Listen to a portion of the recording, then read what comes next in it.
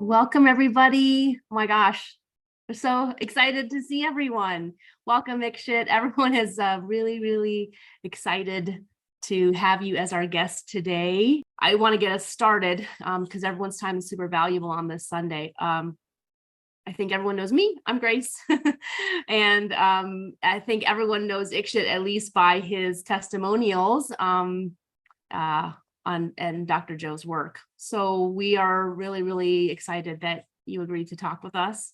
A group of physicians, as I told you, that are interested in doing the work and seeing the evidence that the work works. And you're living proof. So it's an important part of shifting consciousness for us. And I know we're going to really focus on your story and your journey, but I'd like to everyone to take a moment and introduce themselves briefly. Everyone, for introducing yourselves. I think it's important that Ikshit knows that there are people in the medical community who do believe in this work and want to change consciousness. And we're a very diverse group. And so we're the ones who are going to be that bridge. So Ikshit, I'm going to let you, like I said, speak to whatever resonates with you. I feel like everyone is familiar with your story. Dr. Joe talks about you at every event ever since, and you're on the website, so they're familiar with that. But I think, share what you think is important about your journey, and what we can learn from you. Yeah, sure. Thank you. And thank you so much, everyone, for having me here. I've been always thinking like how we can link this work with real medical science. And today I'm like having an interaction with you. It's seriously, it was a dream for me, and now it's happening. So thank you so much for having me here and giving so much of your valuable time. Just what I have experienced throughout my journey is the strong belief, the power of strong belief. And because when I was diagnosed with this, I was just a small kid, and I didn't have this strong analytical mind to believe in this strongly that it's not curable. I just read it on the website and internet that there's no cure yet for this muscular dystrophy, and that was it. I forgot it in few days, and I was just normal in my life, going to school and doing everything I could. So I think this was beneficial for me because not having that much strong analytical mind then allowed me to believe in whatever everybody around me said, that everything is possible and you can cure yourself, this too can be healed. So that belief is one of the key factors in my healing, and that's like I'm feeling the benefit till now. Just recently I went to my doctor's. It was the first time after my London event, and I have not returned from the doctor visit so happy till now, as it was like this time.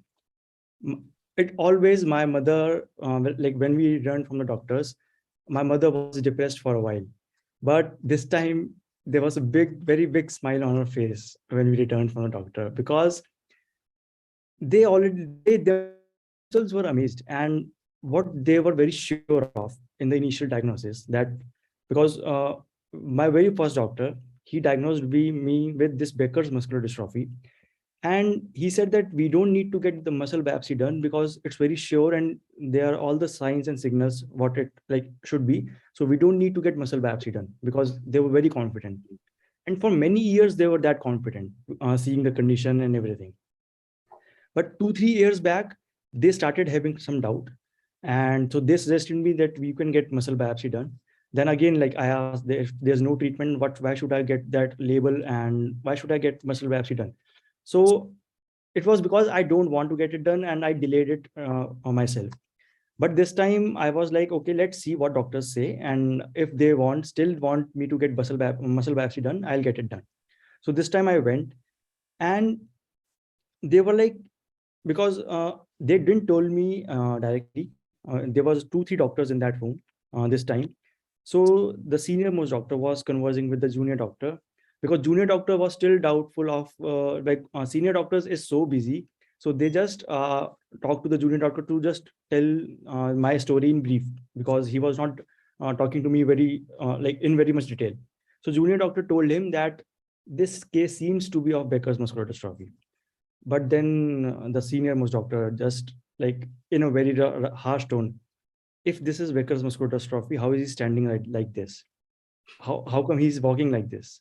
So this cannot be Becker's muscular dystrophy at all. And so so he started doubting that junior doctors like investigation. What have you investigated in him? If like he's standing like this and you are still trying to say it's Becker's muscular dystrophy.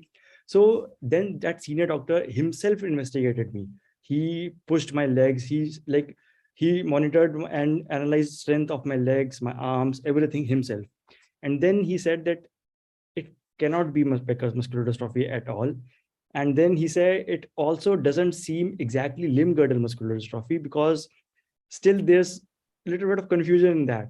So he said that there are these possibilities, but we cannot be very sure because this thing should have this symptom, but you don't seem to have that kind of symptom.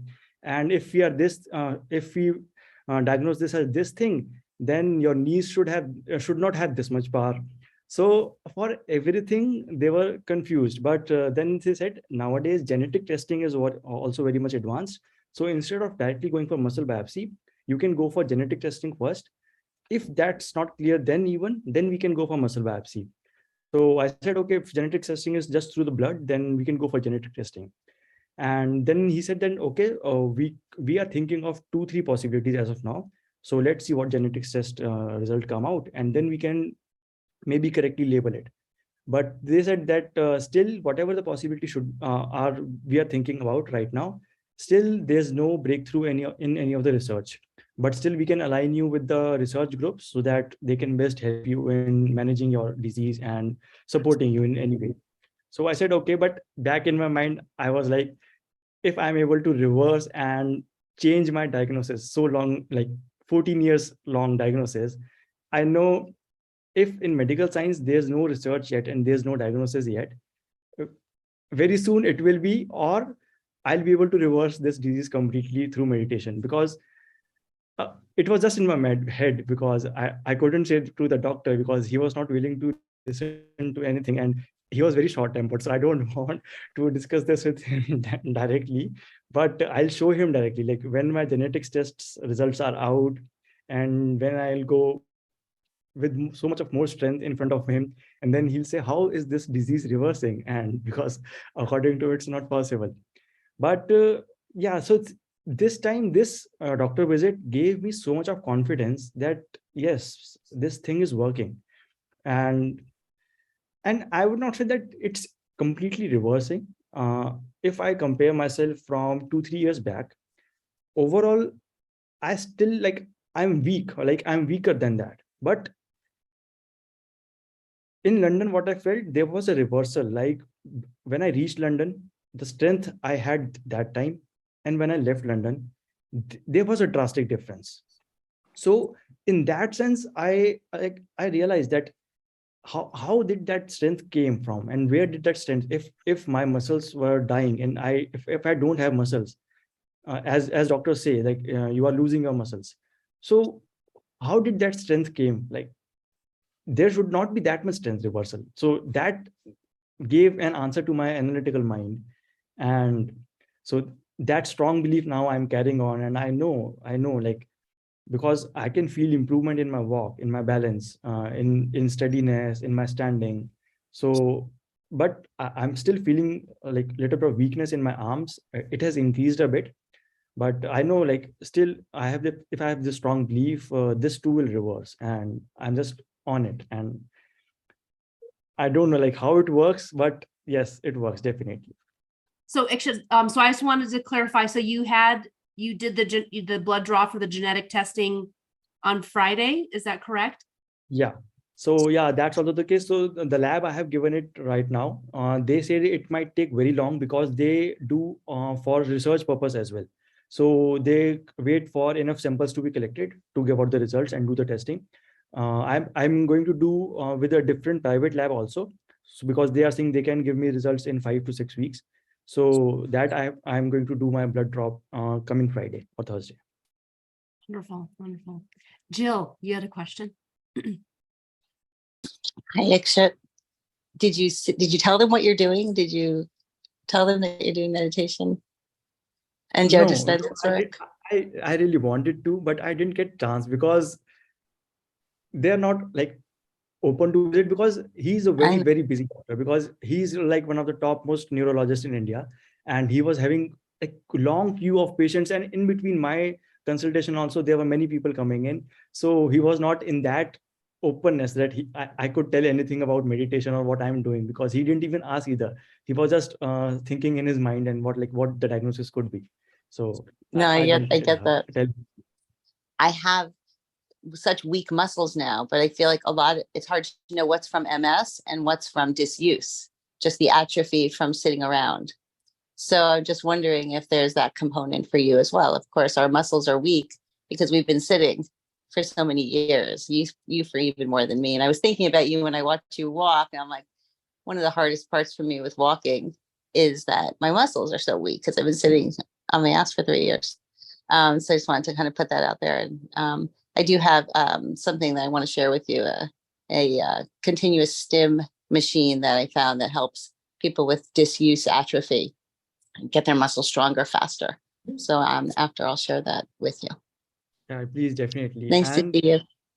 yeah, thank you. And just to add to this, because I also feel, because when I'm not using a particular muscle or not doing a particular activity, I feel gradually that particular muscles weaken very fast.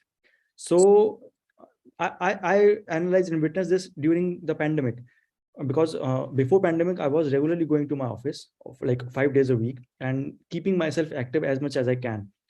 But when the pandemic hit, just became work from home. So my traveling and getting up from car and sitting into the car stopped completely. So after a few months or 1 year, I realized I was not able to get up from the car on my own, because I was not using that particular muscles. So even though I was able to get from my office table chair, but not from the car, because that particular muscles was not used for long. So that's why I try to use as much as a muscle as I can and do as much as activity I can. Thank you. Thank you, Joe. Thank you for that, Ikshit. Russ. Okay, thank you, Ichi. It's such a pleasure to meet such an inspiring young man. You are something else. And I spent some time this morning looking over your testimonial from London, and I've watched it before, but I watched it with a different look this morning. And I saw that you started doing Dr. Joe's meditations in 2018. But you also referred during that period of time, you had these on-off spells. In fact, at one point you were getting worse, but you continued to meditate daily. Yeah, I just kind of want to know, how long did that period last, and how did you get through it? How did you, stay with the belief in the system? Because, in my own journey, I think I hit that wall sometimes. So I feel, well, I've hit this barrier and not much is happening, and I want to see how you overcame that. Yeah, really, that's very important. And it happened many times, not just one time, because like it was like for a period of time I felt better, but again I felt it's going back. I was going back and I was having that weakness again. So many times it has been on and off, on and off. But what kept me going throughout was strengthening my belief again and again through books or videos and with knowledge. So before Dr. Joe's work, I was aligned with a different meditation community here. And that too is very much scientific based. And I don't know if you have heard about it. There's a Cure is Possible series from that. It's a Shivyo group, and they have a program named as Science Beyond Science. And in that, there's a program as Cure is Possible. So that is particularly to describe and explain how meditation is helping in curing every disease, and in very much detail, like with purely scientific terms and medical terms. So, and I was watching that, and in that community there's a weekly meet. So on every Sunday we used to meet for 2 hours, and we had this 2 hour episode in which there's some of the lessons and then when meditation together. So even when I was feeling low and I was feeling that I'm moving backwards, I used to go in that meets and I used to have that community get together. So, and when I'm even like not ready to receive the knowledge, but that episode was running in front of me, and so anyhow that cure is possible thing was being taught to me. So that strengthening of belief and that knowledge helped me to gain that belief again, and that motivation. Okay, I'm feeling low, but still this is possible because this is completely science and I have learned something new today. So just having and gaining knowledge, some learning something new and reading something about that helped me to like pass that phase as well. So belief, still belief is the most important thing right here. Thank you. Okay, thank you, Ikshit. I think that is maybe the theme, is that the power of belief and what we need to do when we have those moments of doubt. It's easy when it's easy, right? But then those moments when the belief is harder, Right. it feels like community it really helps us with that. Definitely, yes. Mhm. Anyone else? Anne-Marie. Hi, Ikshit. First, I just want to thank you for taking the time to really meet with us and really share your journey. It's so remarkable, and it's just so inspiring listening to your journey that's been so long and so rewarding at the end. I recently listened to one of the interviews that you gave, and the interviewer asked you about the meditations that you were doing prior to Dr. Joe's and how you felt that they were different. And I was not surprised to hear you say that they were all the same. But I was wondering if you could elaborate a little bit on how they're the same, because when I do different meditations, I feel like there's a difference between them. So if you could share with us how you find that they're the same. Okay, yeah. So I'll explain you what I was doing prior to Dr. Joe and how that meditation was. Overall, in a broad picture, it was exactly same, like going to that void and then changing your programs in your subconscious mind and giving the command what you exactly want, setting the intention. So the structure was same, vocabulary, music, that was different, right? So overall things were same, just the way and vocabulary, music, that was different. So I was doing that also. Very good. Thank you so much. Thank you. I appreciate your explanation. Thank you. Thank you. Thank you, Ikshit. So can I ask you, so the music was, is it the music from Dr. Joe's meditations, which you think enhances your experience? Yes. Yes. And I felt, I felt a kind of change. I was doing that meditations for quite a long.